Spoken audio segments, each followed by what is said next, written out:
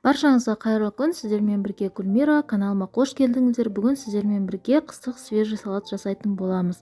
Каналымда көптеген қыстық салаттың рецептісін көре аласыздар. Менің каналыма тіркеліп, қоңыраушаны басып қойсаңыздар, алдағы уақытта менің видео рецепттерімді бірінші болып көресіздер. Бізге керек ингредиенттің барлығын описанияға қанша килограмм екенін жазып қалдырамын. Бізге керек осындай помидор, сәбізіміз, сарымсағымыз, пиязымыз, капустамыз, қызыл бұрышымыз. Осының барлығын жуып, тазалап, сосын турай бастаймыз. Сәбізімізді осындай лукарескамен тураймыз. Сол кезінде бір келкі жұқа әдемі болып шығады. Лукарескаңыз болмаса, теркадан өткізсеңіз де болады. Сосын қызыл бұрышымызды видеодағыдай тазалап, тазалаған соң ішін 4-3 етіп турап дайындап аламыз. Қатты үлкен қылып жібермеңіздер, қатты осы средний размер болады. Сосын капустамыздың осындай қатты жерін бірінші кесіп алып тастаймыз, сосын 2-ге бөлеміз. Оны да 2-ге тағы да бөлеміз. Сосын тағы да 2-ге бөліп, видеодағыдай қатты жерлерін алып тастайсыздар капустаның.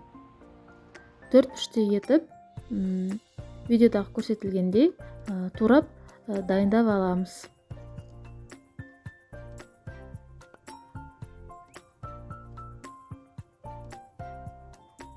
Сосын капустаның арасын ашып жібереміз. Қызанағымызды да жуып, тазалап, осылай видеодағыдай 4-3 етіп турап аламыз. Помидорларыңыз сулы болғаны дұрыс, сол кезінде суығы әдемі бөлінеді.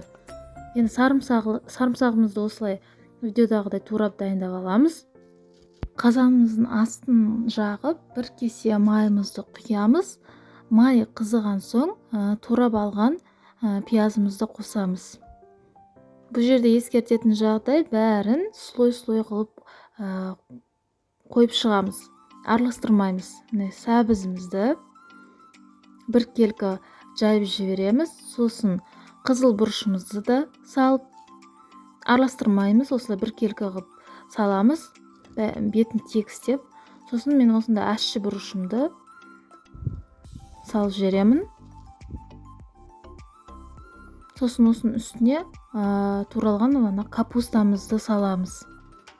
Бұны да бетін тегістеп, жайып жібереміз.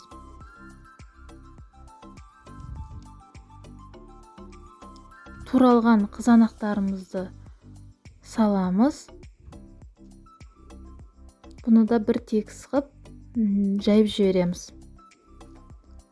Сосын сарымсағымызды саламыз. Ескертетін жағдай, бұл жерде оттың асты қатты болып кетпеу керек.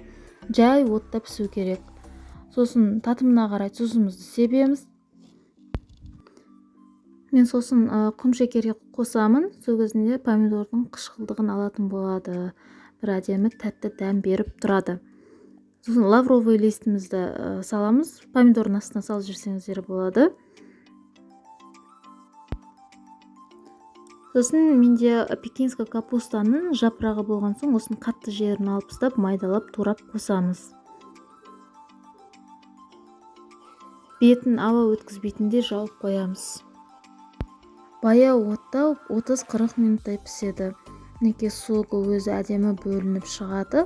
Жабардан алдын, бір 5-10 минуттан алдын осында укропымызды немесе петрушкамызды салып, жақсылап араластырып бір қайнатып аламыз.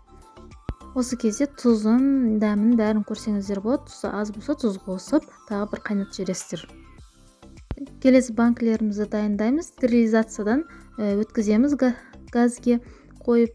Сосын осында жабардан алдын 70% уксусты 2-3 тамшы тамызып, банкамызды жабамыз, жылы жерге орап қоямыз.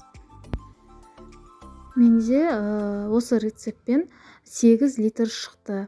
Міндетті түрде жауып көріңіздер, өте тойымды, тәбетті ашатын қыстық салат болып шығады. Менің каналыма тіркеліп, қоңыраушаны басып қойыңыздар, алдағы уақытта менің жаңа видео рецепттерімді бірінші болып көресіздер.